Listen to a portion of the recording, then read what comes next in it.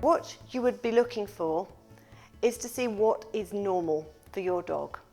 So quite often it's easy to start with the nose. So if you start with their nose should be shiny, there shouldn't be any unusual discharge, and it should be a healthy looking nose. Have a look at their eyes, although sometimes with dogs they don't like you looking in their eyes. You might need to move up to that one. But you're looking at the whites of their eyes to see if there are any flecks, if the flecks are where they usually are, if there's anything unusual and different, is there anything in their eyes, is there anything bothering them. Have a look at their mouth as well. Again, this is something you might need to build up to. And if you are able to lift up the side of their mouth and have a look at their gums, see if Boo lets us do that, okay, they should be right and pink and healthy like that. Again, looking at the mouth, what you would like to do is actually push very gently on the side of the gum there, and that's your capillary refill time. If you push down on that and you let go, the colour should come back pretty much immediately.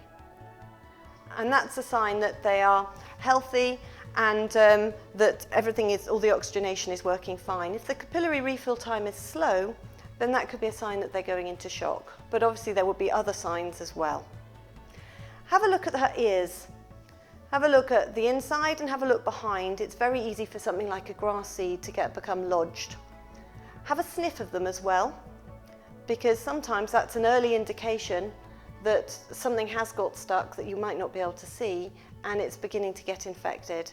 And if you're aware of anything unusual, then it's always as well to go to the vet and get it checked out. You then want to move down their legs and have a look at their paws. And you'd examine each paw in time. You'd have a look between the claws, again for those pesky grass seeds, and have a look at the pads of their feet, just to make sure they are completely healthy. And look at the length of the claws as well, because if the claws are getting a bit long, they can be prone to catching. And then you can keep an eye on that and check in advance. Again, you're just removing.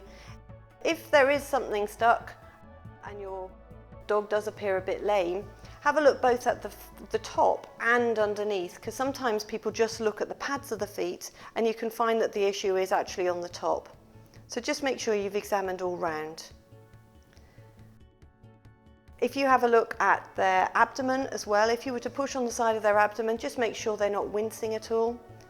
Make sure you're assessing their respiratory rate too, to see if they are calm and they're not breathing or having any distress while they're breathing. Obviously we do want them to be breathing, but make sure that they haven't got any distress while they're breathing.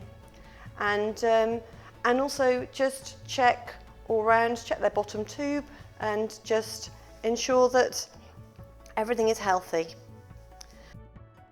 Heart rate. Their heart is where you would expect their heart to be, actually there, just where your hand is, perfect. So you will be just feeling the heartbeat there. You can listen as well, so you can put your head on their chest to feel their heart as well. Obviously that's easier done when they're lying down. And again, you can check the respiratory rate doing that as well, so you can listen to the rate that they're breathing and check it with your watch. You only need to do 15 seconds, and then you would multiply that by 4, and that would give you your respiratory rate per minute.